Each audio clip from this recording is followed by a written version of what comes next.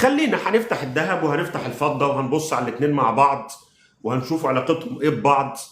ومهم قوي على فكره تحليل العلاقات مع بعض، يعني دي مش حاجه وحشه، دي عايزين نتكلم فيها لانها شيء مهم يعني. لا انا مش هفتح سي في دي، انا هفتح سبوت ماركت. السبوت ماركت الاسعار عليه اضمن طبعا من السي في دي يعني. لا ده مش كاكاو والله، ده بن اهو، ده بن اهو.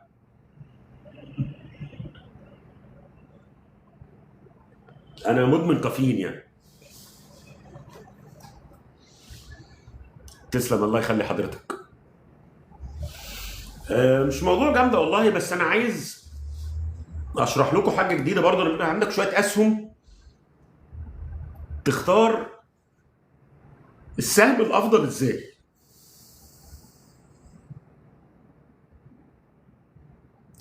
بص انا مش عارف عمله الفا بالذات، لان العملات برضه المشفره عملات كتير قوي، فلو حضرتك بعت لي رساله هبص عليها وابعت لحضرتك رايي فيها.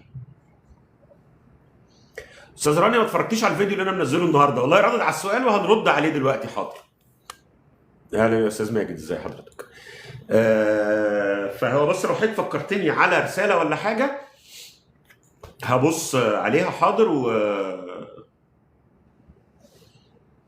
لا هو الدهب النهارده نزل شويه بس مش كتير يعني. لا انا مش عارف ليه حضرتك مش عارف هتشتري من على ثاندر، بس هي المفروض انها منصه موثوقه يعني. يا جماعه الدهب هيطلع بس لسه قدامه شويه، ده احنا اتكلمنا في الموضوع ده امبارح وهنتكلم فيه دلوقتي.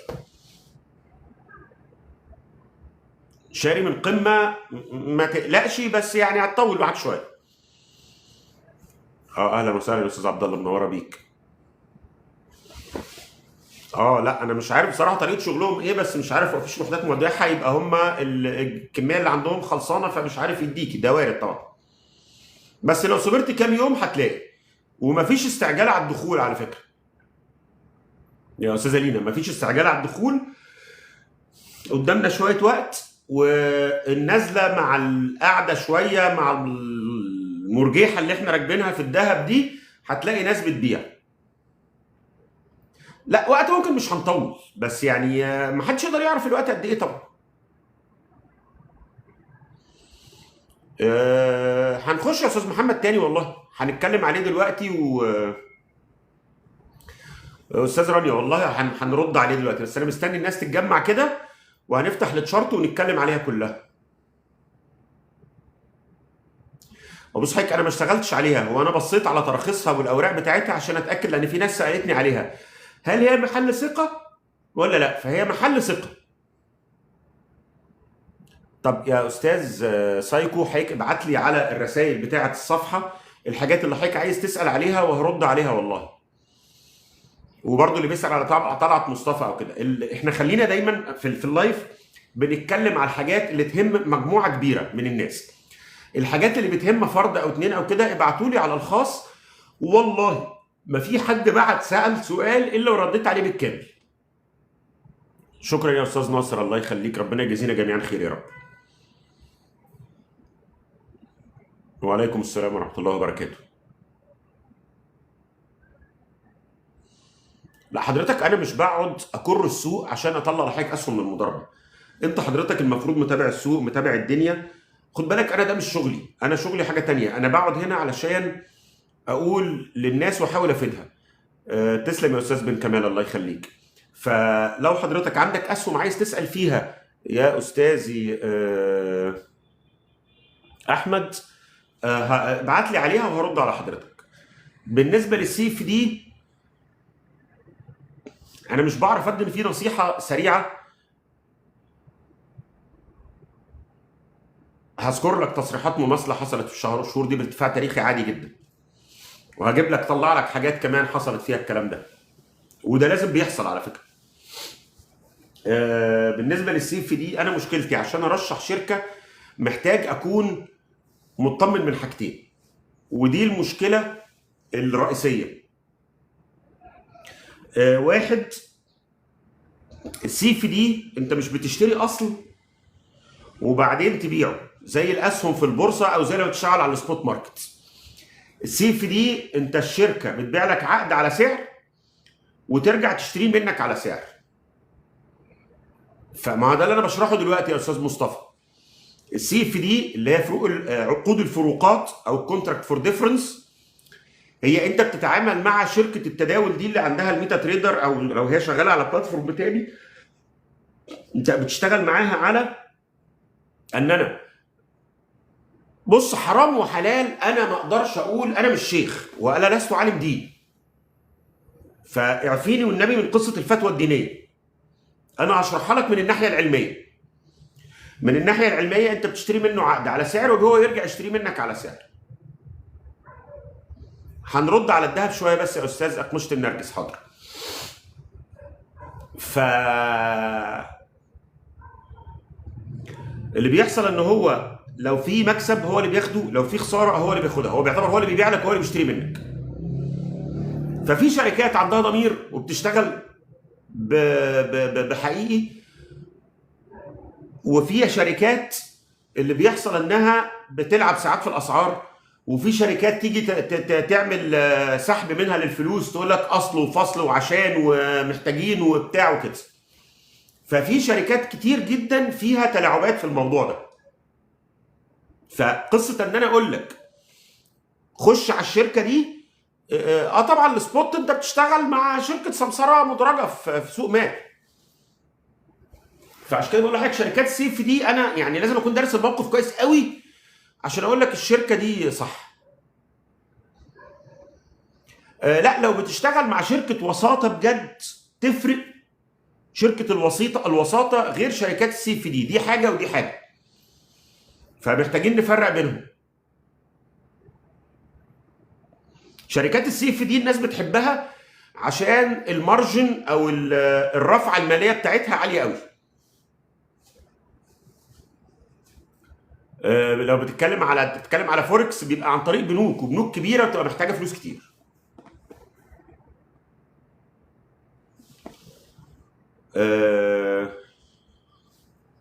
ما انا بقول لك لو بتتكلم على عملات فانت محتاج فلوس كتير تشتغل مع بنوك. لكن في الاوراق الماليه يا جماعه اللي عايز اسئله خاصه باسهم يبعت لي والله هرد عليه. شركات الاسهم والحاجات دي محتاجه تقدر تشتغل باي راس مال مع سمسار في اي دوله. انا ما يهمنيش سبب النزول، انا اللي يهمني اشوف هو بينزل عشان بيعمل ايه، مش حصل ليه، وابتدي اشوف ايه اللي ممكن يحصل. لا انا ما عنديش حساب في انتراكتيف بروكر، لا ما اعرفوش اصلا انتراكتيف بروكر ده. انت بتسأل على مين اللي مضمون ولا مش مضمون؟ طبعا الاسهم مضمونه وامن من عقود السي اف دي، ده شيء طبيعي طبعا. بيع نص الكميه واحتفظ بنص الكميه. بهزر معاك يعني، احنا لسه هنتكلم في كل حاجه دلوقتي. الاسهم عندك ثاندر شركه مضمونه، وان كان في حد بيشتكي دلوقتي انه ساعات ما بيلاقيش فيها حاجه يشتري. عندك تقدر تفتح مع المجموعه الماليه هيرمس هنا في مصر، وعندها فرع في السعوديه. تقدر تفتح مع بروكرز في امريكا على طول. فالموضوع سهل يعني. حضرتك قصدك اشتريت في البورصه على 4250 ولا اشتريت قصدك 4250 دولار يعني اشتريت في البورصه؟ مفيش قلق، بس اصبر معانا يعني، بلاش تتعب اعصابك. اصبر معانا. شركات الوساطه في شركات مصريه واجنبيه، ما انا بقول لك في هنا هيرمس شركه مصريه دي عندها حسابات، عندها تداول مع اسهم امريكا واوروبا. يا جماعه الصبر والله العظيم يا استاذ ديكور، هنتكلم على كل حاجه دلوقتي. احنا بس بنجمع الناس يعني، بنستنى 5 دقايق كده ولا 10 دقايق الناس تتجمع على طول. الاسهم عمرها ما هتديك لكوده الا لو عامل شورت بقى والسوق طلع جامد يعني الاوبشن الوحيد اللي يحصل لك فيه لكوده في سوق الاسهم تبقى عامل شورت والاسهم طلعت جامد قوي. مساء الخير يا دكتور حماده، اهلا وسهلا.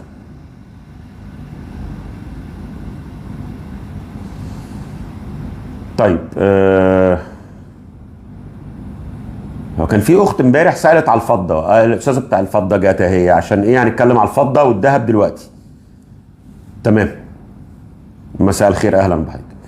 طيب نبتدي نفتح التشارتات. الاوبشن مع بروكر معتمد في امريكا طبعا ممتاز، يعني ممتاز لان انت بتريسك بمبلغ صغير قوي. انت لو خسرت بتخسر قليل، لو كسبت بتكسب قد السهم كله. فالاوبشن تحفه، بس تكون فاهم الفرق بين الكول والبوت وشغال صح. وهو انا شرحته قبل كده على فكره، ولو عندك مشكله فيه ممكن نتكلم فيه تاني.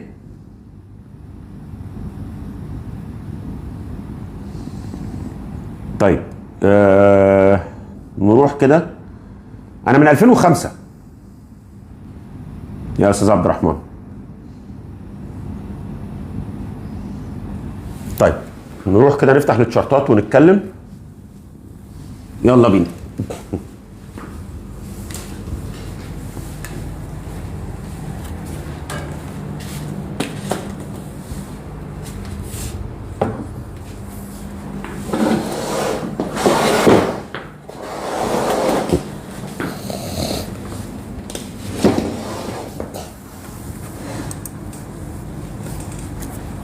الريموت بس بتاع التلفزيون ثواني.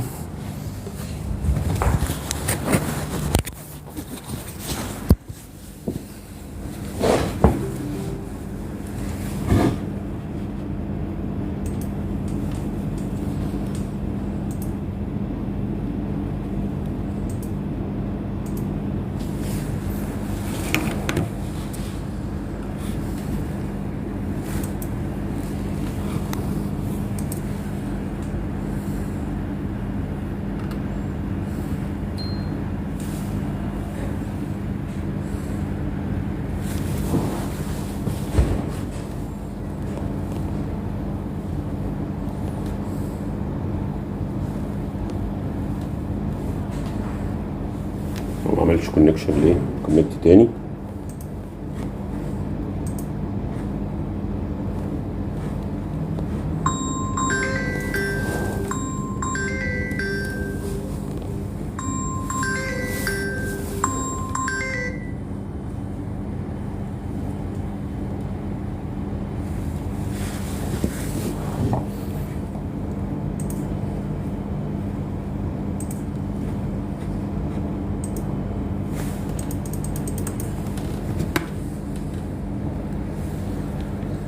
طيب نفتح.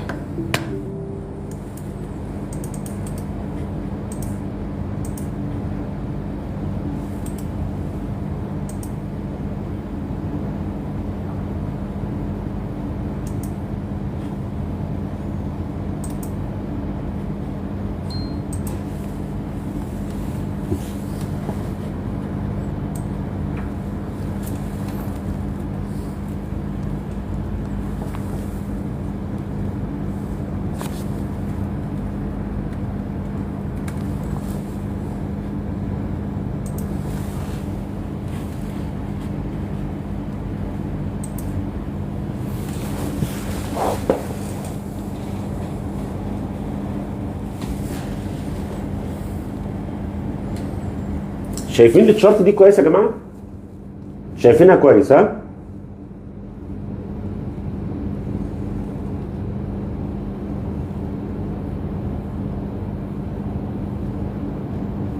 تمام. التشارت واضحه معاكم؟ اللي فوق على الشاشه الكبير. تمام. دي اهي واحده. بص بقى دي، هل في اي فرق بين الاثنين؟ هبدل لك بينهم تاني.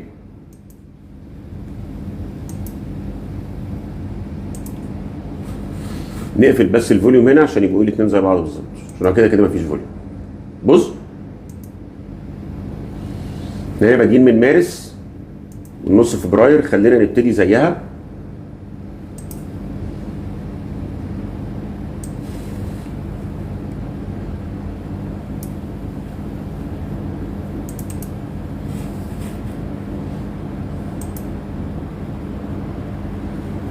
لا فبراير باين معانا هنا، نرجع سنه كده سيكه بس. لو بصيت على الحركه، تعريضه، الطلعه، الشمعه الكبيره اللي حصلت امبارح، الشمعه الدوجي اللي بتحصل دي، احنا كنا متكلمين على الدوجي امبارح، الشمعه الحمراء بتاعت اول امبارح، والدوجي دي النهارده اللي احنا كنا شارحينها امبارح. بص نفس المنظر، نفس المنظر، طالعه التعريضه، الطلعه، النازله بتاع امبارح اهي. دول الفضه والذهب. دي الفضه ودي الذهب. تعالى بص احطه لكم على بعض بقى. نيجي هنا نحط كده، دي الذهب هنا XAG/USD.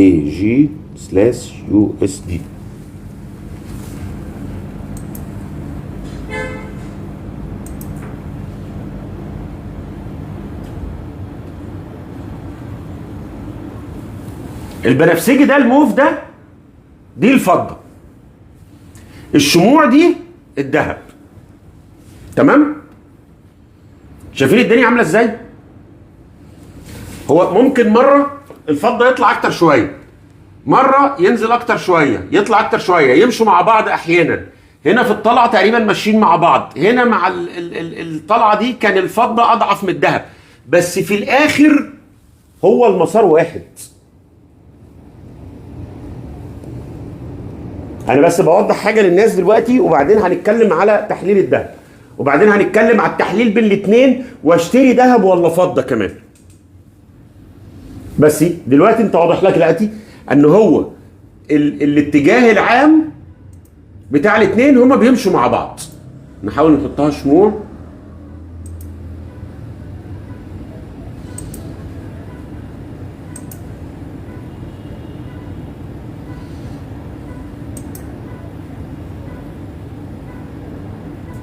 لا هو مش هينفع نحطها لاين ويز بريك هيستوجرام كروس اريا. لا مش هينفع غير خط، واحده خط وواحده. ماشي. فانت لو خدت بالك هتلاقي الفضه والذهب في الاخر المسار واحد. النازله دي اللي هي دي، الطلعه دي هي دي، بس هنا كانت اضعف شويه. مشي بالعرض، هنا مشي بالعرض، ده كمل مشي بالعرض شويه، ده طلع بسيط. بعد كده الاثنين طلعوا مع بعض، النازله مع بعض. هي حركه. لا طبعا الذهب الكبير، يعني الذهب هو الاخ الكبير، وده اخوه الصغير اللي هو انت رايح فين يا اخويا انا جاي معاك.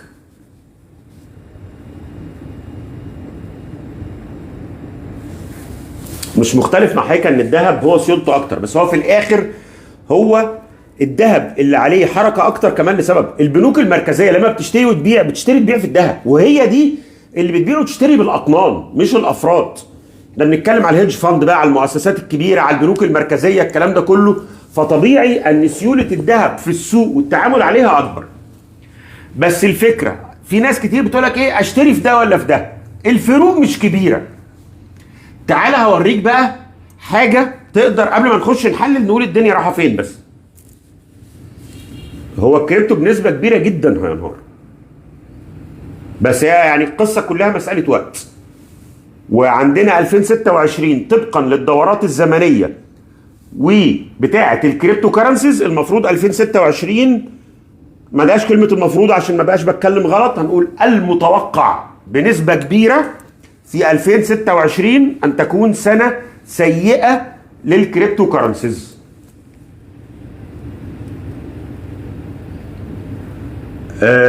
تصحيح طبعا، تصحيح. والله لو كنت شفتوا الفيديو اللي انا نزلته النهارده الساعه 8 هو ده اللي انا قلته، ومتوقع صعود تاني. بس خلينا نتكلم حاجه حاجه، نرد بس على الناس اللي بتسال على الذهب والفضه، وبعدين هنبتدي نخش نحلله حته حته. طيب انت عايز تعرف تشتري ذهب ولا فضه؟ ده سعر الفضه بالدولار. طيب انا عايز اعرف الذهب احسن في الفتره دي ولا الفضه؟ اعرفها ازاي؟ افتح تشارت للذهب او للفضه قصاد الذهب، او الذهب قصاد الفضه، بس ابقى واخد بالي انا بقول مين قصاد مين. زي ما كنا اتكلمنا في العملات قبل كده، لما اقول يورو دولار يبقى التشارت لو طالع اليورو هو اللي طالع، لو قلت دولار استرليني اللي في الاول الدولار يبقى التشارت لو واخده اتجاه صاعد يبقى الدولار هو اللي طالع. اللي بقول اسمه في الاول هو ده اللي اهم بالنسبه، هو ده الاتجاه اللي شايفه على التشارت، هو ده اللي بيرسمه. فانا هنا مثلا هقول اكس اي جي اللي هي الفضه على اكس اي يو على ذهب اهي.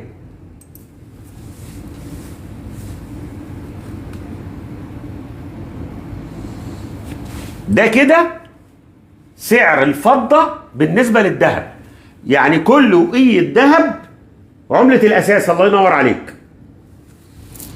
هنا كده في الفترة دي الفضة كان أدائها أحسن. الفترة الحالية ابتداء من يناير فبراير مارس ابريل، من نص مارس تقريبا أو من أول مارس 2025 ده نازل كده. يبقى مين اللي أداؤه أحسن؟ الذهب. لما ده يلف ويطلع وياخد اتجاه صاعد نقدر نقول الفضة أدائها أحسن. طيب نبص على زمن فترة زمنية أكبر شوية.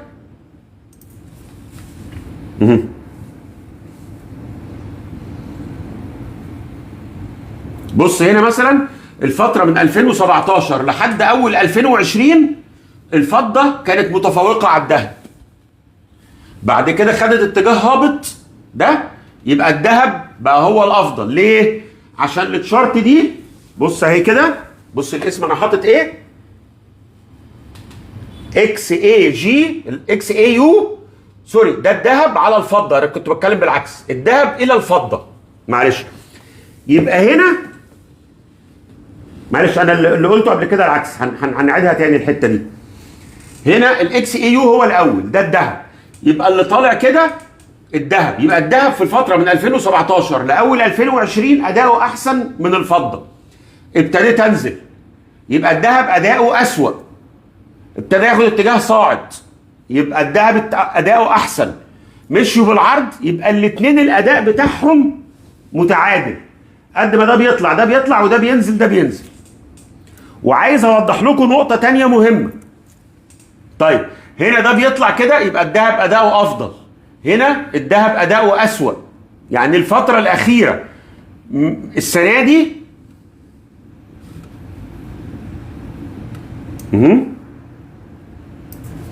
ادي اول 25، ادي الفترة كده من فبراير 25 هتلاقي الذهب بينزل، يبقى الفضة من شهر 2. طيب ثواني يا استاذ احمد، حاضر كده. يبقى كده نقدر نقول ان الذهب هو عملة الاساس، هو اللي انا بقول اسمه الاول، لان انا بقول الذهب على الفضة هو اللي اداؤه احسن الفترة دي. يعني كان الذهب بيعمل 105 سوري الذهب الاول، يبقى ده سعر الذهب. ايوه بشتري بعقد الفضه 105 اونصه، دلوقتي يشتري 84 بس. يعني الفضه سعرها بيقل قصاد الذهب، فالذهب اداؤه افضل. طيب هل معنى ان الذهب اداؤه افضل كده وهو اللي بياخد اتجاه صاعد قصاد الفضه معناها ان هو قصاد الدولار في اتجاه صاعد؟ لا، مش اساسي، مش لازم. يا جدعان هنرد على اسئله الذهب والله شويه بس. حاضر. هل معنى ان هو قصاد الفضه بيتحسن؟ يعني لو جينا الفتره دي مثلا اللي هي من 2017 هنا لحد اول 2020 الذهب واضح انه متفوق على الفضه جدا. هل معنى هذا ان سعر الذهب قصاد الفلوس بقى النقديه احسن من الفضه؟ اداء احسن. لكن هل هو في اتجاه صاعد في البورصه بتاعته؟ مش شرط. ما هو لو الاثنين بينزلوا بس الفضه بتنزل جامد والذهب بينزل حبه صغيره، انت هتشوف ان اتجاه الذهب صاعد. فلازم ابقى فاهم التشارت اللي انا ببص عليها هي بتعبر عن ايه قصاد ايه. واضحه الحته دي ولا اتلخبطتوا؟ لو ملخبطه حد يقول بس.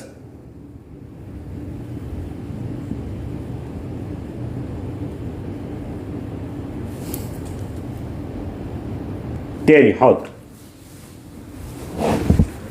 طيب احنا متفقين دلوقتي ان الفتره من 2017 لاول 2020 اللي هو 17 و18 و19 الذهب واخد اتجاه صاعد قصاد الفضه، صح؟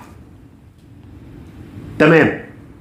واخد اتجاه صاعد قصاد الفضه، يعني اداؤه افضل من الفضه، صح؟ طيب تمام. الاداء الافضل قصاد الفضه ده هل معناها ان تشارت الذهب لوحدها في اتجاه صاعد؟ مش شرط، ممكن يبقوا الاثنين اصلا في اتجاه هابط، ولكن الفضه بتنزل اكتر. الفضه نزلت 50% والذهب نزل 10%، يبقى مين اداؤه احسن؟ الذهب. فهشوفه هنا في اتجاه صاعد قصاد الفضه. يعني ما ينفعش اخد التشارت بتاعه الذهب قصاد الفضه عشان اقرر في حته زي كده ان الذهب في اتجاه صاعد ان انا اروح اشتري ذهب. لا،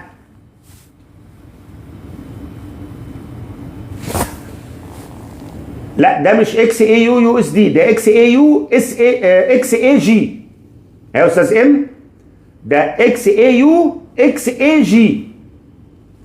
تمام؟ يعني انا اللي يحصل الاول ان انا بحلل الذهب وبحلل الفضه. تمام؟ لقيت الاثنين في اتجاه صاعد، فانا عايز اعرف اشتري ذهب ولا اشتري فضه، مين اللي هيديني اداء احسن؟ هروح فاتح للشارت دي. طيب انا عايز، هنبص لحد هنا كده بس، لحد الخط المنقط ده، الباقي ده احنا ما نعرفوش. هلاقي هنا ده الذهب قصاد الفضه كان ماشي بالعرض، كسر المقاومه هنا وطلع فوقها ونزل عندها وابتدى يطلع. يبقى معنى كده، لا انا ما بديش توصيات، احنا بنحلل وبنقول ايه المتوقع وكل واحد ادرى بهو عايز يعمل ايه.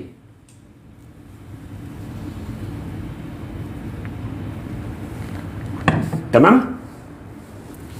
فهنا بنقول ان الذهب قصاد الفضه تحول الى اتجاه صاعد. يبقى انا هفتح التشارت، لو لقيت الذهب في اتجاه صاعد هخش اشتريه لان هو اداؤه افضل من الفضه.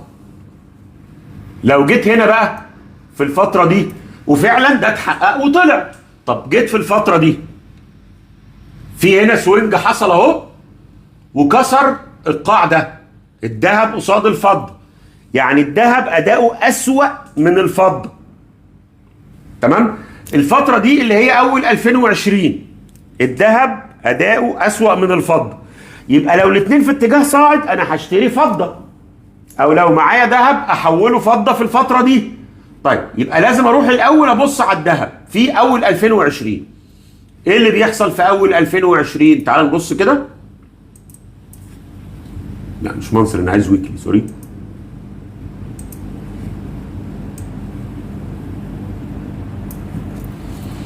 اول 2020 اهو الاثنين في ادي الذهب في اتجاه صاعد والفضه في اتجاه صاعد، بس انا بالتشارت دي بتقول لي ايه؟ الذهب اداؤه اوحش، يبقى انا هشتري فضه. طب تعالى بص على اسعار الاثنين مع بعض، هل الكلام ده هاكس ولا لا؟ نرجع بقى من اول 2017 كده.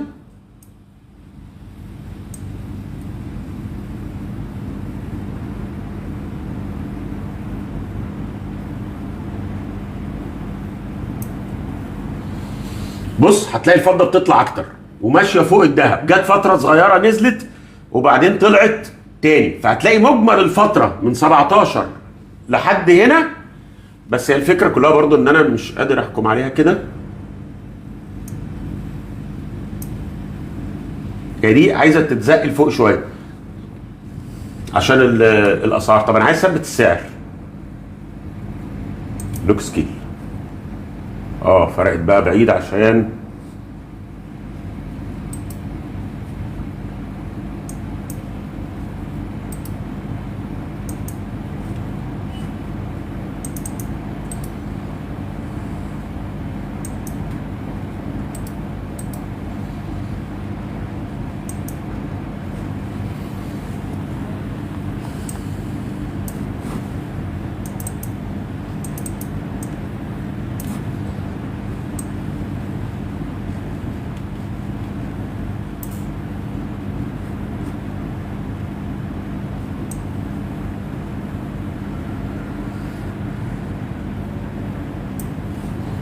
انا عايز اجيب بس المنطقه اللي احنا بنتكلم عليها من 2017 ل 2020.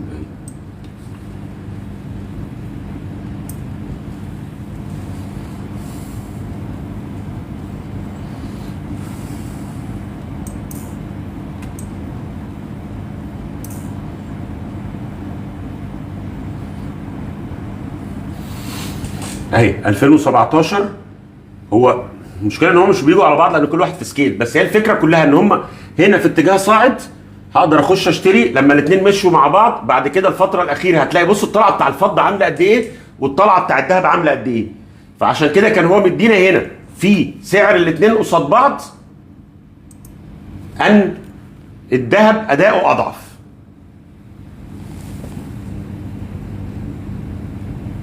يا جماعه استاذ احمد اصبر علينا بس والله يا استاذ احمد ربيع حاضر.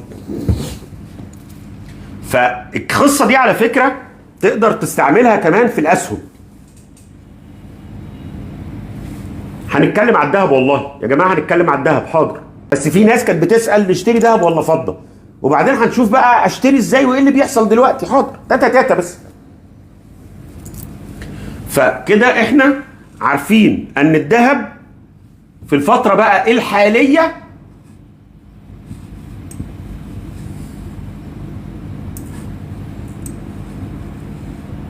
الذهب حاليا اداؤه اضعف ابتداء من مارس 25 تقريبا. احنا بقى هنستنى نشوف الطلعه الجايه مين فيهم اداؤه احسن. نفس القصه دي تقدر تستعملها في الاسهم. انت عايز تشتري سهم وفي قدامك سهم تاني، عايز تقارن بينهم تشوف مين اداء احسن. بعض المنصات بس للاسف مش عارف اعمل فيها ايه، اللي كنت بدور ده بشتغل على برنامج ميتا ستوك، ما اعرفش في حد منكم يعرفه ولا لا. ميتا ستوك فيه المؤشر ده، هو مؤشر اسمه ريلاتيف سترينث او مؤشر القوه النسبيه. مؤشر القوه النسبيه بيحسب لك العلاقه بين السعرين عشان تختار مين الاسهم، مين السهم اللي احسن من مين في الاداء. ان انا اشوف ان هو السعر بتاعه واخد اتجاه صاعد قصاد التاني. هي المعادله بتاعته قايمه على ايه؟ هو هنا بيجيب سعر الذهب، قلت له الذهب على الفضه، يعني هو بياخد سعر الذهب يقسمه على سعر الفضه. بياخد سعر الذهب يقسمه على سعر الفضه ويرسم الرسم البياني بتاعها. انت ممكن تعملها على اكسل. والله هنقول يا استاذ مرتاح حاضر، وهنقول يا استاذ اسلام باشمهندس اسلام حاضر.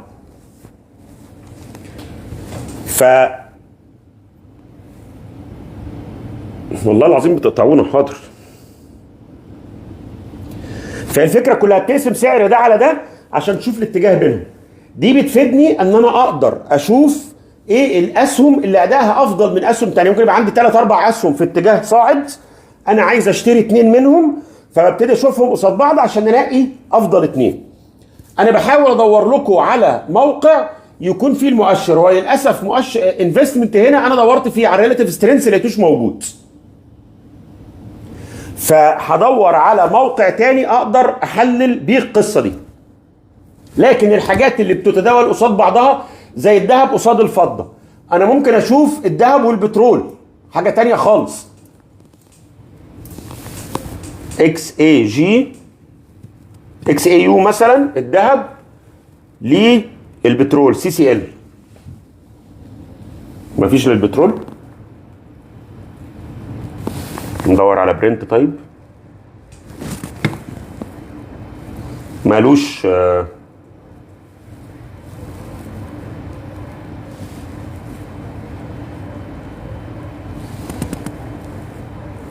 هو للاسف مفيش ذهب قصاد بترول، بس في مثلا ذهب قصاد بيتكوين.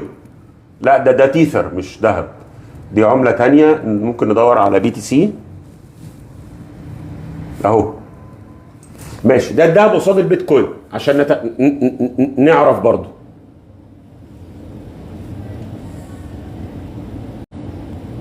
طيب ده كده من ايه؟ هي التشارت دي موجوده من 2018 اخر 2017.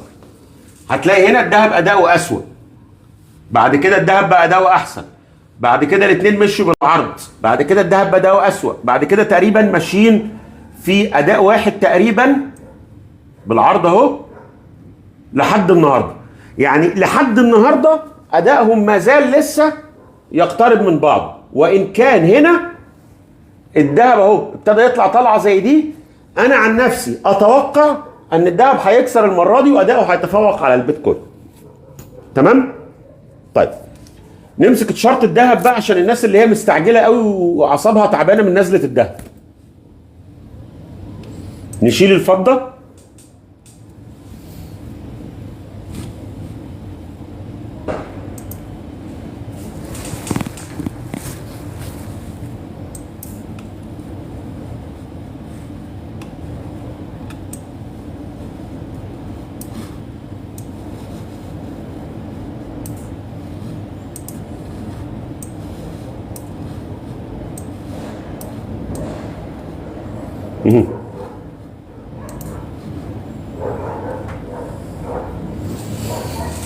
الشمعة دي احنا لسه شارحينها امبارح. تعال نزوم كده ونقرب. الشمعة دي احنا شارحينها امبارح. ما هو يا استاذ مرتاح انت خسران في الذهب عشان دخلت غلط. والله العظيم انت لو معانا كان الذهب بيطلع والناس بتقول لي اشتري، والله كنت بقول لها لا واسال الناس هنا والناس تصدق على كلامي. يعني انا بقول قصاد الناس معانا اهو 360 واحد، انا بقول قدامهم الذهب وهو طالع في اخر اسبوع 10 ايام كانت الناس بتقول لي اشتري، بقول لهم لا بيطلع ومكمل طلوع بس ما حدش يشتري. اهو الاستاذ محمد مصري بيقول لك حصل. ما احنا هنحلل دلوقتي يا استاذ اشرف. حاضر، انا مش هرد على واحد واحد يا جماعه، انا بنرد على الجماعه على المجموع. دي الشمعه اللي شرحناها امبارح. قلنا ايه؟ فتح واغلاق قريب من بعض. هو السوق لسه ما قفلش، قدامه يقفل الساعه 1 تقريبا، قدامه ساعتين، ديل فوق وديل تحت. هو بيحصل ايه؟ في النهارده خناقه بين البياع وبين المشتري، محدش عارف يكسب. يعني اذا ما زال لا يوجد بعد النهارده حاجه واضحه. امبارح ايه اللي حاصل؟ امبارح كان البياع سايق ومتمكن واخد الهند وايه؟ واكل 1 2 3 4 شمعات. يعني في يوم واحد خد طلوع 4 ايام معاه كانوا. يعني كان بياع جامد جدا. طيب عايز اوضح لكم نقطة مهمة جدا في التحليل الفني، ان دائما بعد اي صعود في تصحيح.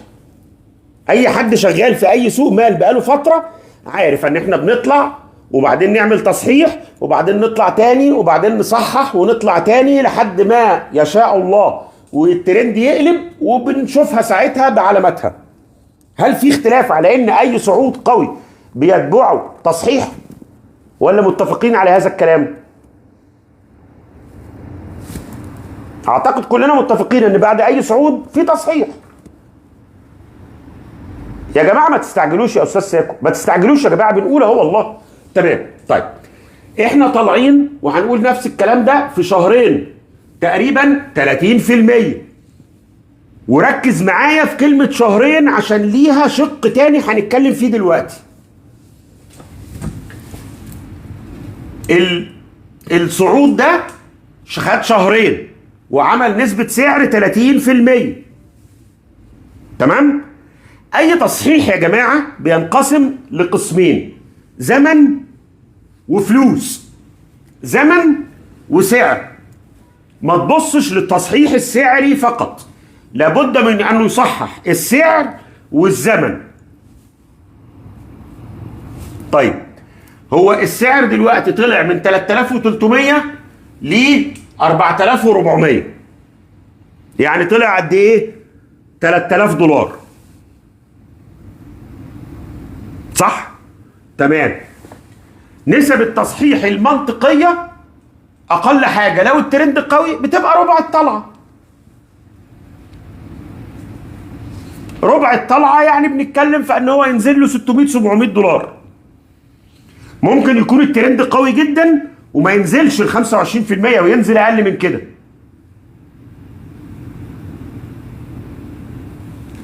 طب يا جماعه ما احنا بنرد على السؤال.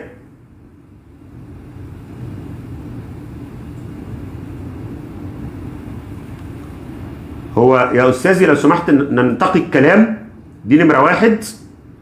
دي حاجه. الحاجه الثانيه بنقول ان هو طلع 3000 دولار ممكن ينزل 600 700 دولار. طب ما هو نزل اوريدي 400 دولار.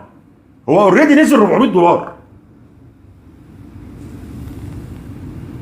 لا هو طالع خلال الشهرين اللي فاتوا من سوري، طلع 1000 دولار، 1100 نزل منهم 400 دولار. يعني هو نزل تقريبا تلت اللي طلعوا. ما هو نزل من 4380 ل 4004. انا اسف، صح 1100 يا استاذ، صح انت بتتكلم صح. يعني نزل من الطلعه بتاعت الاخيره اللي خدت الشهرين، نزل اوريدي تلت السعر. تلت اللي طلعوا 400 دولار من 1100 وشويه، يعني تقريبا نازل التلت. طيب كتصحيح سعري اللي حصل ده منطقي. هل خلص ولا ما خلصش؟ احنا لسه ما نعرفش، احنا لسه في مرحله خناق عايزين نشوفها. طيب الكلام ده حصل في قد ايه؟ يوم 2 3 4. هل منطقي بالعقل كده تصحيح زمني لفتره صعود شهرين يخلص في 4 ايام، ولا محتاج شويه وقت؟ لا مش لازم يرجع على 3500 خالص على فكره، ممكن. طب يا استاذ محمد فؤاد، ما انت لازم تتابع، يعني تتعلم تحليل الاول عشان تقدر تشتغل في السوق. طبيعي شهرين مش هيخلصوا في 3 ايام. مش لازم ينزل، ممكن ينزل حاجات بسيطه، ممكن ما ينزلش. بس الفكره ان احنا قدامنا وقت، يبقى ما نستعجلش في الشراء. ما نستعجلش في الشراء. مش اي طلعه نقول يبقى هيكمل، ومش اي نازله نقول ده رايح النار. لا، تعال نبص على فريمات اصغر شويه.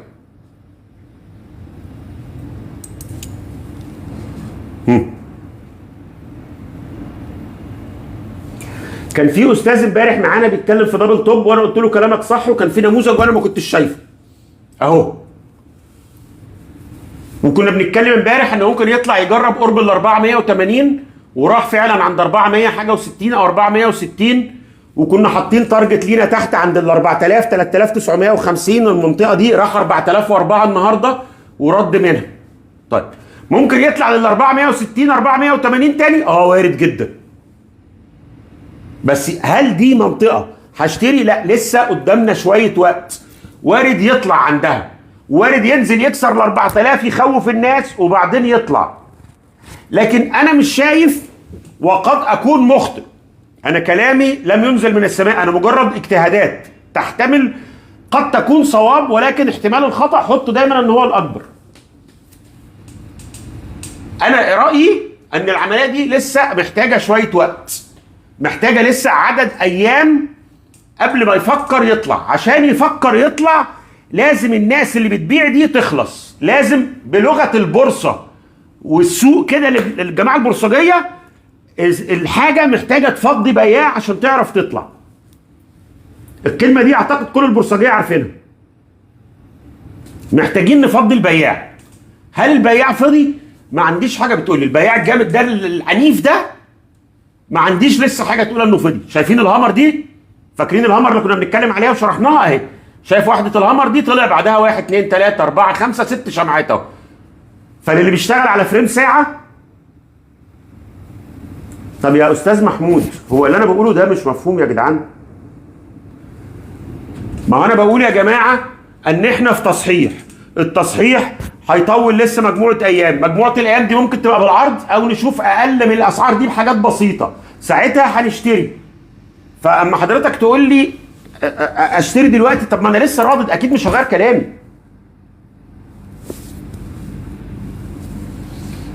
حاضر يا استاذ امجد. طيب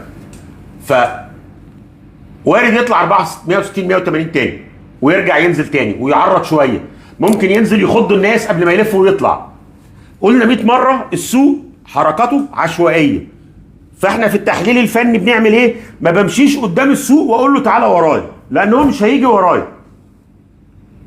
يا جماعه والله قلنا امبارح ما حدش يبيع، لا احنا بندور على مناطق دخول. يبقى بيع ازاي؟ احنا بندور على مناطق اشتري فيها، فيبقى مش هبيع. السوق بيتحرك حركات عشوائيه ناتجة عن تعاملات المتداولين. فكرة التحليل الفني أن أنا أدرس هذه الحركات اللي بتحصل وحاول أفلتر العشوائية والنويز اللي فيها والشوشرة اللي فيها عشان أنظفها شوية وأقدر أبص عليها وأشوف السوق بيقول إيه وبيعمل إيه وأمشي وراه. ما تحاولش تسبقه. بس شايفين الهامر دي؟ أنا عايز أستغل دي في اللي إحنا كنا بنشرحه اليومين اللي فاتوا. هامر أهي. بص السوق بعد ما نزل عمل الهامر. بص لما طلع السبع شمعات دول ونزل ايه اللي حصل؟ جه. احنا قلنا النقطه بتاعت اقل نقطه في الهامر بيحصل عندها ايه اللي هي المطرقه؟ بيبقى بيت مشتري. صح؟ بص عمل ايه؟ نزل قرب عنده وظهر مشتري تاني خد الاسعار ورد شويه. مع ملاحظه ان احنا بنشتغل على تايم فريم ساعه، فاحنا بنشتغل حاجه مدى قصير شورت تيرم. يعني بنشتغل حاجة متاجرات خلال اليوم. دي شمعة ساعة. السوق نازل متحقق الحركة النزول اهي، عمل هامر كبير اهي. بص الديل قد ايه والجسم قد ايه. كل ما كبر الديل قلنا بتبقى قوية. ناقص عندي شرط الفوليوم لان الذهب ما عندناش فوليوم فبنحكم على الشكل وخلاص. طلع هنا بعدها ادي شمعة 2 3 4 5 6. خدني 6 شمعات عمل لي تقريبا من 400 ل 480 عامل $80 مكسب في الوقيه تقريبا. هو انا بتكلم انجليزي؟ ما انا بتكلم عربي يا جدعان. ما انا بتكلم عربي اهو وبقول ان التصحيح لسه ما خلصش ونصبر على الشراء شويه. حد سالني قال لي ابيع قلت له لا ما تبيعش. هو ايه الغريب في اللي انا بقوله يا جدعان؟ مش فاهم. الصبر على الشراء شويه. مستعجلين على الشراء ليه؟ الصبر. وقلنا ان احنا قعدنا نطلع شهرين منتظر التصحيح ياخد له شويه، مش هيخلص في 3 4 ايام، فنصبر شويه ونشوف السوق هيقول كلمته وبناء عليها نحدد الدخول.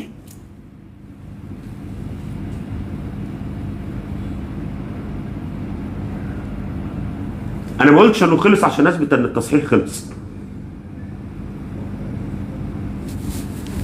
هو في حد حاضر يا استاذ بوشة؟ هرد على حضرتك.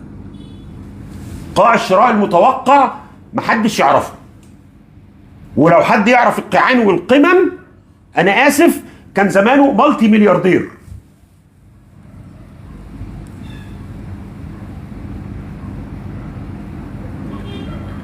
خلاص يا حبيبي انا بقول اللي اعرفه وبتكلم على انا علمي حبه قد كده، بتكلم على قد علمي. انا ما بقدرش اجيب قيمه وقاعات بس. زاد $100 للأونصة. تعرف ايه اللي هيحصل بكره؟ فدلوقتي الهامر اهي بديل كبير طلع بعدها عمل ربح. لما نزل تاني دي منطقه الدعم اللي قلنا بيظهر عندها المشتري، قرب منها ورجع. ده مثال حي للي كنا بنشرحه حصل النهارده اهو. مثال حي وواضح جدا اهو. وارد تتكسر بعد كده، وارد. بس الفكره ان هو حصل ان لما حصل النموذج ده بعد نزول قدر يديني طلعه. واحنا متفقين ان نماذج الشموع اليابانيه هي نماذج قصيره الاجل، ما هياش نماذج تغيير اتجاه طويل الاجل. وزائد ان ده على فريم ساعه في كوريكشن او تصحيح كبير، فهو بناخدها منها بنخش على نماذج الشموع اليابانيه للمضاربات، ناخد تريده ونقفلها على طول. وهذا هو ما تحقق اللي احنا كنا بنشرحه اليومين اللي فاتوا. لا اله الا الله محمد رسول الله. طيب نرجع تاني، ايه اللي متوقع يحصل الفتره الجايه زمنيا؟ نرجع تاني اهو عشان اللي بيقول ان انا مش بتكلم عربي. زمنيا السوق طلع شهرين من نص اغسطس اهو لحد بعد نص اكتوبر، اسبوعين، شهرين واسبوع او شهرين ونص. نزل 3 ايام. السوق عشان يبتدي يطلع لازم يصحح سعري وزمني. القيمه اللي حققها بنزول 400 دولار او 300 بالظبط، نزل 376 دولار من صعود 1100 دولار، تصلح ان تكون قيمة كافية للهبوط السعري او للتصحيح السعري؟ تصلح. هي النهاية؟ الله اعلم. هي النهاية؟ معرفش ده القاع ولا لا، ما نعرفش. انا معرفش، يجوز في ناس تانية تعرف، انا معرفش. طيب هل يصلح ان بعد 3 ايام اقول ان ده قاع زمني الدنيا هتطلع عليه؟ لا يجوز. دي قولا واحدا لا يجوز. لا انا من سوق يوم الثلاث يا استاذ، فلو سمحت حضرتك ممكن تبقى تجيلنا يوم الثلاث، انا ببقى موجود هناك. فين البلوك بس كده ثواني. كونفيرم. تمام. ايوه دلوقتي الانصه ب 4104 ونص، ما هو سعره قدامنا اهو. يا جماعه على فكره انا مش بحجر على حد، انا بقول رايي. رايي خطا يحتمل الصواب، لك ان انت تاخده تتنفذه ما تنفذوش كانك ما سمعتوش، ده شيء يرجع لك. انا بقول رايي، انا بجتهد وبقول رايي بس. هو انا ما مسكتش فلوس حضرتك قلت لك ما تشتريش، انا بقول رايي، وده رايي انا بقوله وما باخدش اجر عليه، بقوله لوجه الله متطوع، ومن حقك تاخده من حقك ما تاخدوش. وانا مش بقول حاجه، انا بقول رايي، انا قاعد بدردش مع الناس. تمام؟ طيب اللي بيحصل كده ان هو التصحيح ده قولا واحدا في 3-4 ايام يا جماعه مستحيل يكون خلص. ما ينفعش. ما ينفعش شهرين طلوع اصححهم في 3 ايام. تعال نبص بقى على حاجات تانية.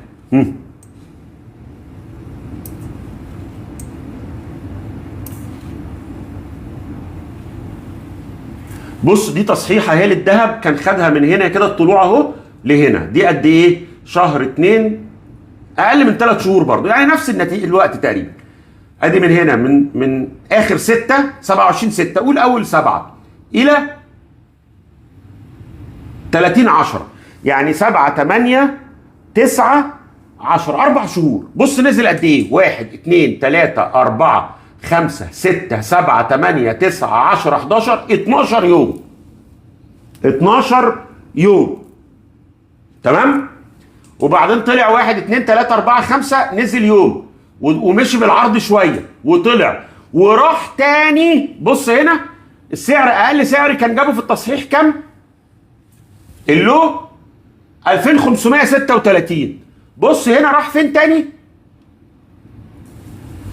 2587. يعني راح قرب منه تاني قبل ما يجرب طلوع. يعني قعد في الفترة دي من هنا قبل ما يبتدي الطلعة بجد من 30/10 إلى 18/12. قعد شهر ونص بيعمل مرحلة تجميع عشان ياخد طلعة بعدها جامدة. خدتنا قد ايه؟ خدتنا من 2000 ونص لل 3400. فيبقى ما تستعجلش في قرار الشراء. وده اللي انا كنت بقوله على فكرة من اول ما ابتدينا نتكلم، ان يا جماعة خلي قرار الشراء متأني وانت بتحط فلوسك في السوق. السوق هيديك فرصة مرة واثنين وثلاثة ويدخلك. السوق مش هياخد واخد بوب، مش بكرة الصبح هينط من هنا هتلاقيه ب5000. وهقول جملة دلوقتي وخليكوا فاكرينها عشان هنرجع لها، وساعتها هشرح لكم ليه انا قلت كده. انا النهارده الناس عماله تتكلم معايا عايزين نشتري عايزين نشتري عايزين نشتري، صح؟ وانا اللي بقول اصبروا شويه. يوم ما اجي اقول لكم يلا يا جماعه السوق قرب يطلع تعالى نشتري، الناس هتتخانق معايا وتقول لي السوق وحش قوي.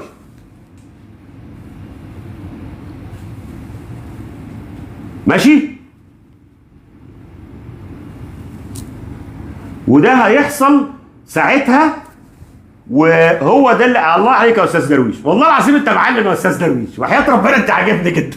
انا عايز اجي لك البحرين مخصوص. نصبر كام تقريبا يا جماعه؟ ما احنا مع بعض كل يوم وبنقعد كل يوم ونبص على التشارت، بس انا بقول لك لسه ايام على ما نبتدي نفكر نخش. دلوقتي ولا تبيع ولا تشتري، اللي معاه احتفاظ لان السوق في اتجاه صاعد وهيكمل طلوع تاني، بدل ما يشتري وما يعرفش يبيع. اللي عايز يخش بندور له على نقطه دخول كويسه. فالمرحله دلوقتي مرحله فرجه لحد ما نلاقي نقطه دخول حلوه عشان الشراء. وطول ما الناس عماله تتخانق عشان عايزه تشتري كده، هو لسه مش هيطلع دلوقتي. وساعه ما هاجي اقول يلا يا جماعه دي منطقه شراء، كله هيتخانق معايا وهيقول لي مش هنشتري.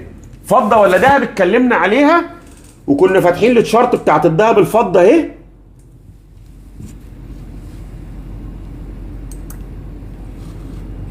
وهم دلوقتي من اول 24 الاثنين ماشيين في اتجاه عرضي، يعني الاثنين من اول 24 ادائهم زي بعض. دي تشارت، لا ده البيتكوين، سوري، نحط هنا اكس اي جي، انا اسف، ده قصاد البيتكوين، نحط هنا اكس اي جي. الفترة اللي فاتت من اوائل السنة دي الذهب اتجاهه قصاد الفضة مش حلو، يعني الفضة كان ادائها احسن. لما تبتدي الطلعة الجديدة هنبتدي نشوف مين فيهم اداؤه افضل، ولكن لازم تحط في حساباتكم نقطة مهمة جدا، ان سيولة الذهب سواء انت بتشتغل في الاسواق المال او انت بتشتغل فيزيكال مع الجواهرجي والسايغ، بيع وشراء الذهب اسهل كتير قوي من الفضة.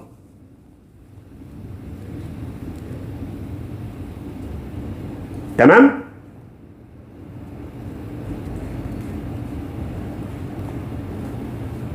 حاج وين احسن نقطة دخول يا جماعة؟ طب ما انا عمال اقول لسه يا جماعة احنا مستنيين نقطة دخول، حاليا مفيش نقطة اقدر اقول لك خش عندها دلوقتي لسه. فالفترة اللي فاتت كان الذهب هو اللي اداؤه سوري، كانت الفضة هي اللي ادائها احسن من الذهب اهي. كان الفضة ادائها احسن، الذهب نازل قصاد الفضة.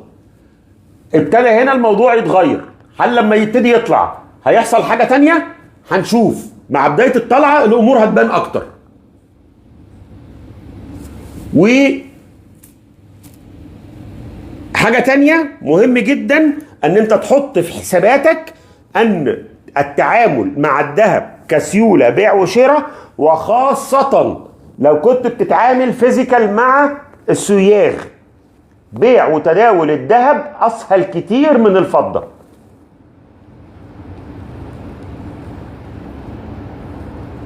بالظبط كده. هو دلوقتي اللي بيحصل ده نزول تصحيحي، هيطلع تاني.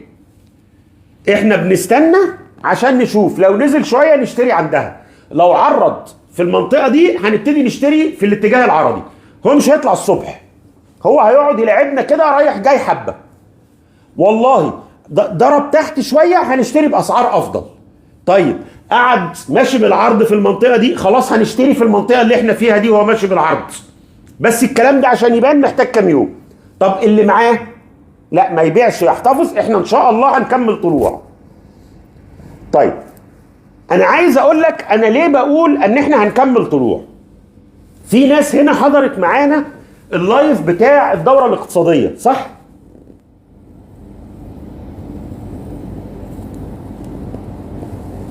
لما كنا بنتكلم على الدورات الاقتصادية قلنا حاجة مهمة جدا، مش عارف الناس فاكراها ولا لا. انا هحاول افتحها لكم ثواني.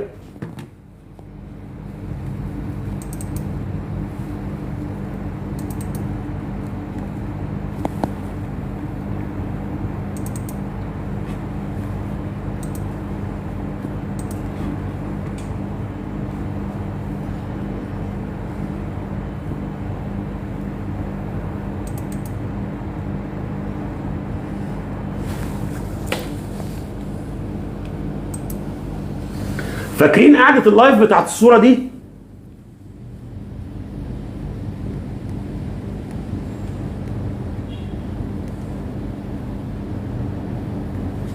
فاكرين الناس اللي حضرت معانا اليوم ده؟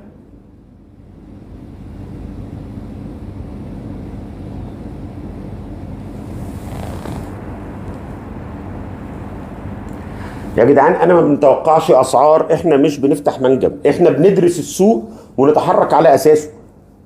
يعني انا ازاي هعرف ان يوم 31/12 هيبقى بكام؟ تمام، الله ينور عليكم. قلنا ايه ساعتها؟ ان الدوره الاقتصاديه بتبتدي بتخفيض اسعار الفايده، فاسعار السندات بتعلى. تاني حاجه الاسهم، تالت حاجه السلع. حبيبي يا استاذ درويش، مذاكر انت؟ تمام، شكلك بتقعد تذاكر بعد الناس ما تروح. نقشت قوي. انا القعده النهارده بحاول اربط لكم شويه حاجات ببعضها. دي الدوره الاقتصاديه بالظبط. طيب اللي بيحصل ايه؟ اول حاجه البوند، بعد كده الستوكس، بعد كده الكوموديتي. البوند اللي هي السندات وسعر الفايده في امريكا والكلام ده مش مهمنا دلوقتي. بعد كده سوق الاسهم، بعد كده بتحصل القمه بتاعت سوق السلع. يعني قمه سوق الاسهم بتسبق قمه سوق السلع. وقلنا ايه ساعتها؟ الفتره بينهم بتتراوح من 3 شهور ل6 شهور. هل سوق الاسهم في امريكا عمل قمه؟ لسه. صح ولا غلط؟ سوق الاسهم في امريكا ما عملش قمه متوسطه او طويله الاجل. بيعمل قمه وينزل يعمل كوريكشن ويرجع يطلع تاني. اذا لم يحدث قمه متوسطه او طويله الاجل في اسواق الاسهم لحد النهارده. امتى اقلق من الذهب؟ لما تبتدي الاسهم تعمل القمه بتاعتها وتاخد اتجاه هابط. ابقى عارف ان انا قدامي في الذهب شهرين 3 4 5 لما ربنا يكرمني، وهيروح معاهم يركب ايه؟ المزلقان. تمام؟ اذا مادام اسهم سوق الاسهم ما كونش قمه، انا مش قلقان من سوق السلع. وحدت يا جماعه الحته دي. عشان كده عمال اقول لكم الذهب ما عملش قمه، الذهب هيطلع تاني. لسه يا جماعه تصحيح وهنطلع. تصحيح بنتفرج عليه لحد ما يخلص ونخش معاه ونلعب ونطلع ونروح ونعمل كل حاجه. ولكن ما دام ما حصلش قمه لسوق الاسهم، اسواق السلع في الامان. لسه دوره راس المال او دوره الاقتصاديه لسه ما وصلتش قرب اخرها. وده يقول لك حاجه، ان انت دايما لما تيجي تتريد لازم كده في دماغك تربط الدنيا في بعضها.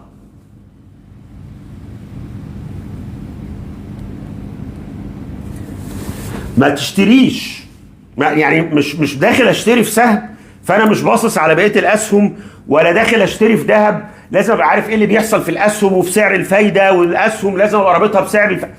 لازم كده دماغك تبقى اوسع من مجرد ان انا اقعد قدام شاشه والاقي سهم بيجري فاشتريه واشتري من هنا وينزل. تمام؟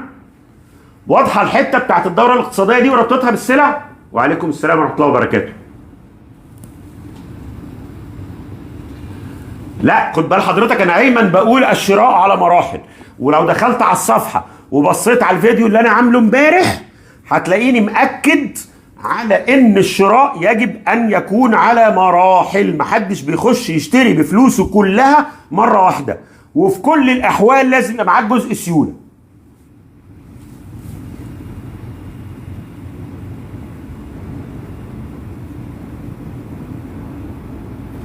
احنا بص، انا طريقتي في الشغل كده، انا بعرف القاع بعد ما يتكون وبعرف القمه بعد ما تتكون.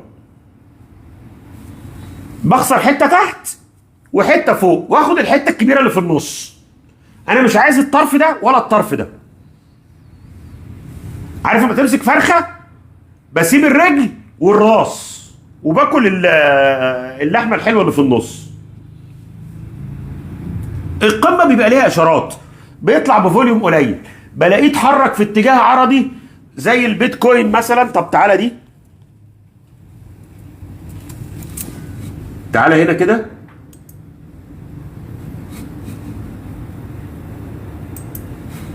هوريك حاجه. احد العلامات اللي تقدر تحكم منها على القمم،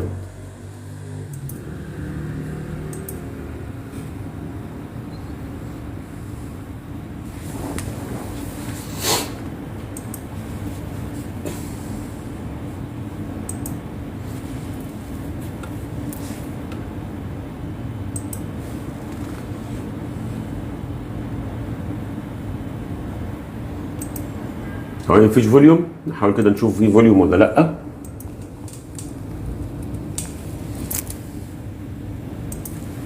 في فوليوم، تمام.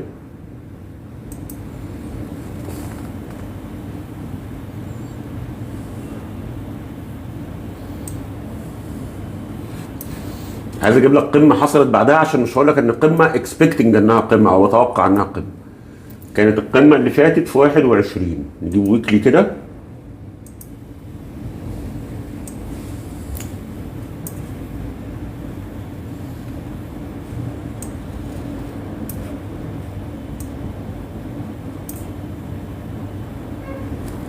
دي 14، لا قديمه قوي دي.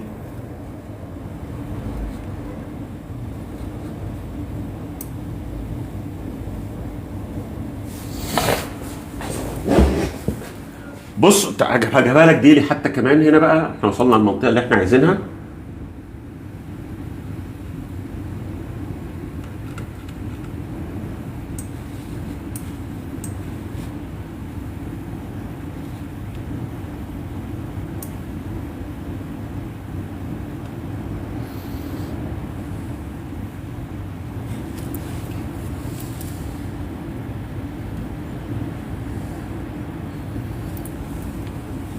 بس بقى ايه هنا؟ الفوليومات عاليه قوي. بص بقى، بص هو بيعمل القمه هنا. بص الفوليومات عامله ازاي في القمه. يعني هو كان بيطلع والفوليومات بتزيد معاه، ودي اشاره ايجابيه. بس بص بقى هنا لما وقف هنا يومين ثلاثه، بص الفوليوم زاد جدا والاسعار ما بتطلعش. يعني احد علامات القمم ان الاسعار تطلع وتبتدي تتحرك بالعرض، وتلاقي الفوليوم احجام التداول اكتر من اللي حصلت في الصعود. يعني المشتري، بص لها دايما بالحته اللي جوه، المشتري عمال يشتري جامد جدا والاسعار ما بتطلعش. دي اشاره وحشه قوي. دي علامه، دي بالذات غالبا ما بتحصل مع في القمم، ومهمه قوي قوي ان تلاقي الاسعار بعد طلوع كتير الفوليوم عالي جدا والاسعار بتتحرك في نفس مكانها، جري في المكان بفوليوم عالي اعلى من اللي كانت بتطلع بيه. دي من احد العلامات الشهيره للقمم. غير بقى النماذج الفنيه اللي لسه هنتكلم عليها، الراس والكتفين والدبل توب والتويزر توب ومش عارف ايه والحاجات دي. يا استاذ محمد ما بزهقش والله انا. طب انا عايز اقول لك حاجه. بص انا حاطط الميكروفون فين، منزله ازاي. انا طبيعه صوتي عالي فهو انا بتكلم بانفعال شويه بس. عينيا يا استاذ، حاضر استاذ حويتي، حاضر. طيب فكده واضحه القصه. انا كان بس اللي عايز اربطها لكم ان انا لما بتكلم كده بقول لكم الدهب هيطلع، فانا كنت عايز اربط الكلام ده. كنت عايز اوريك ازاي تنقي اختار ده ولا اختار ده، مين احسن. عايزين نربط الكلام ده بالاقتصاد. انا مش هبتدي اقلق من السلع كلها، سواء ذهب، بترول، قمح، ذره، كاكاو، اي حاجه، الا حاضر هنرجع لها، الا لما اسواق الاسهم تعمل قمه. طيب اهي اتفضل، ده تشارت البيتكوين، بس ده حاجه قديمه يعني. الجديد اهو، ده البيتكوين اهو.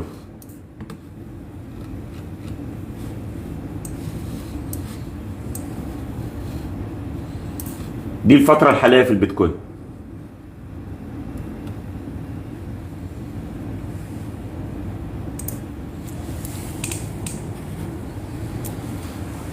بص هنا، بص القمه دي، بص فوليوم التداول عامل ازاي، حاجه فوليوم عالي جدا، راح مخبوط بعديها من 1000 من 10 من 105 ل 75000، 30% دب تحت. ده فريم ديلي، ده فريم ديلي. بص بقى المنطقه اللي هنا دي، ده يوم ما يكسر يا باشا ال 105 دي 107 ويقفل تحتها، هنشوف حالات وحشه قوي. بص الحته العرضي دي، بص الفوليوم عالي هنا ازاي، مش عارف يطلع. الكلام ده كله اشارات وحشه.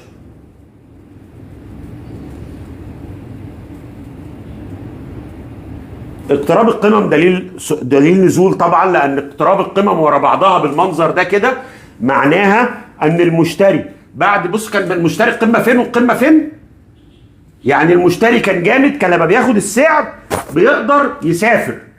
التانك كده بالبلدي، التانك مليان بنزين، بيخش يدور العربيه ويطلع، بيطلع من القاهره لاسكندريه، من القاهره لاسوان، ولو حد في السعوديه بياخدها من جده للرياض. بعد كده بقى بيمشي جوه المحافظه، مش عارف يخرج من المحافظه، مفيش صحه. فاقتراب القمم ده معناه ايه؟ ما هو اقتراب القمم هو فعلا معناها ان الانقلاب قرب. بس ليه؟ لان هو المشتري اللي بيخش بفلوس كتير مش عارف ياخد الاسعار ويسافر بيها بعيد، ده بيمشي حته صغيره ويكحكح، خلاص المشتري عجز. لا لسه البيتكوين يتفتح عليه شورت لما يقفل تحت ال 107، ساعتها اعمل اللي انت عايزه. يعني نشتري ايه يا استاذ برنسيس؟ ما انا شرحت لحضرتك ان هو الفتره اللي فاتت الفضه، الكام شهر اللي فاتوا، الست 7 شهور اللي فاتوا، اداء الفضه كان افضل من الذهب. تمام؟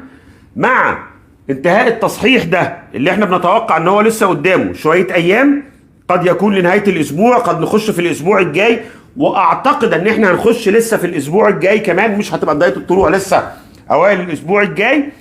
ساعتها هنشوف مين اللي هيحرك الاتجاه افضل، الفضه ولا الذهب، اللي هو ده. هل اللي بيحصل هنا ده اتجاه الفضه قصاد الذهب او الذهب قصاد الفضه هيحصل كوريكشن وينزل تاني، يبقى الفضه كاستثمار احسن، ولا هيبتدي يعمل ترند يقلب من هنا؟ وساعتها نتكلم على ممكن اخش في الفضه، مع مراعاه حضرتك بس حاجه، ان لا تبيع، لا والله قلت ما حدش يبيع يا جماعه، احنا بندور على نقط دخول. طيب الفضه لو حضرتك بتتعاملي في البورصه بتاعه السلع تقدري تشتري فضه وتبيعها بسهوله، لكن العملات المشفره ابعد عنها دلوقتي، وخاصه البيتكوين.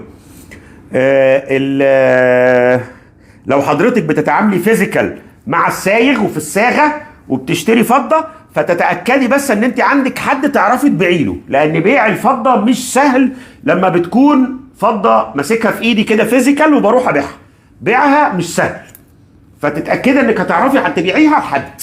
لكن لو بتتعاملي في البورصه على عقود او في سبوت ماركت او كده، لا هتعرفي تبيعي بسهوله، مفيش مشكله. تمام؟ شكرا يا استاذ نادي، الله يخليك. يا جماعه انا هبتدي نقفل عشان نروح. الجمله هقولها لاخر مره النهارده، اللي معاه ذهب احنا مش بنبيع، احنا محتفظين بيه، الترند الصاعد لسه ما خلصش. اللي عايز يشتري ذهب، التصحيح اللي احنا فيه هياخد له لسه بعض من الوقت، قد يكون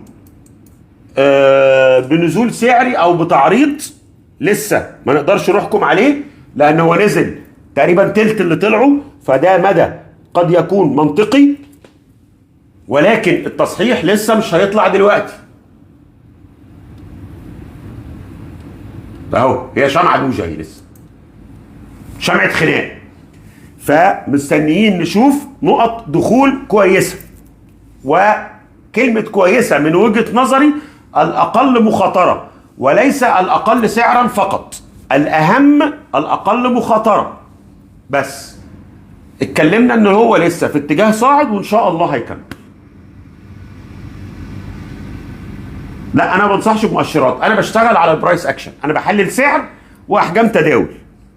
يوم ما ببقى عايز اشاره تاكيد مثلا ممكن ابص على MACD، على بولينجر، على RSI، على الحاجات دي، يعني مجرد كده بس ايه تديني ايه اشاره تعضد الراي بتاعي او تقويه سنه. لكن قراري يؤخذ من حركه السعر واحجام التداول وليس شيء اخر. هما الاثنين دول. وقف الخساره ده انا بتكلم عليه دايما، ده قبل ما اقول يا جماعه احنا بنشتري وايقاف الخسائر كذا، ودايما بقول كلامي هو خطأ قد يحتمل الصواب، فلو طلع غلط زي ما انا متوقع تلحق تهرب ازاي. تمام؟ قفل البيتكوين تحت ال 107 ونقدر نقول للتأكيد يعني خليها 105، يبقى كده كون قمة طويلة الأجل قدامه سنة مش حلوة خالص. أستاذي كام يوم؟ الله أعلم، قدامه شوية، قدامه لسه عدة أيام. كام يوم دي أنا ما أعرفش والله. يجوز حد عنده طريقة يقدر يعرف بيها، بس أنا فعلا ما عنديش الطريقة دي. أنا ما بعرفش أضرب كلام وخلاص، ما أعرفش أقول لك كمان أسبوع كده نشتري، وبعدين أجي كمان الأسبوع اقول لك والله اصل بص الكلام ده انا بشوفه على السوشيال ميديا كتير قوي. بصوا يا جماعه احنا قدامنا 3 ايام وهيكون الاسعار في منطقه كذا وهنشتري. يقوم يحصل حاجه تانية، يقوم اجي اقول لك ايه بقى؟ لا ما هو اصل نزل خبر مش عارف ايه، واصل مش عارف مين رئيس دوله ايه قال كذا، فالاخبار اللي نزلت عملت تغير في الاخبار اللي احنا كنا متوقعينها، وبناء عليه فلازم نغير توقعاتنا اللي احنا كنا قايلينها قبل كده ونبتدي نشوف والتوقع الجديد هو كذا كذا كذا. انا ماليش في السكه دي، ده مش طريقتي ولا عمري هعمل الكلام ده.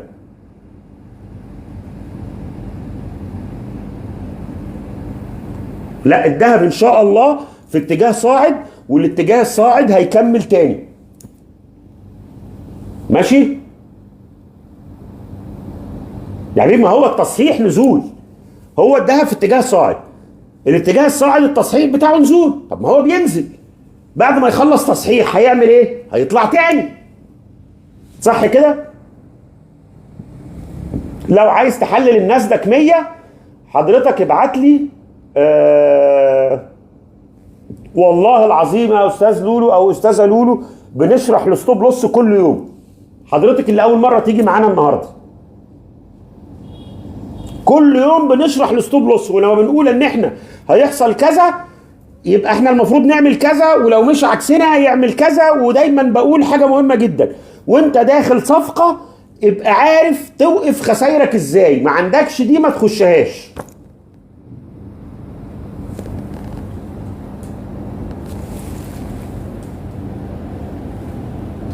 تمام؟ طيب استاذي اللي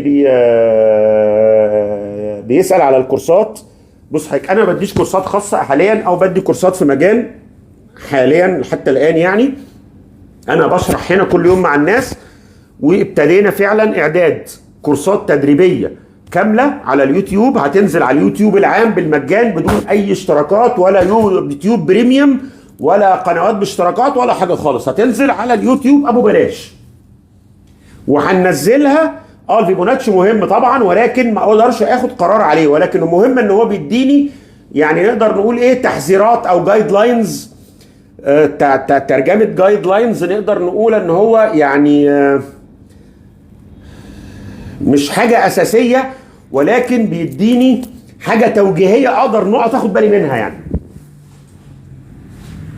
فطبعا بستعمله فيبوناتشي. القناه دي هننزل عليها من اول الف ب، من اول يعني ايه بورصه، ويعني ايه فوركس، ويعني ايه سلع، ويعني ايه عقد، ويعني ايه من بصحك من قبل الالف من كي جي 1. هنبتدي عليها من كي جي 1 الى اعلى المستويات بعون الله. استرشاديه، الله ينور عليك، والله عايزين ساعات بغلط في ترجمه الكلمات دي. ماشي. طيب نتقابل بكره في موضوع جديد ان شاء الله، وطبعا مع نجم الموسم الذهب اللي الناس كلها مستنياه برضه هنتكلم عليه.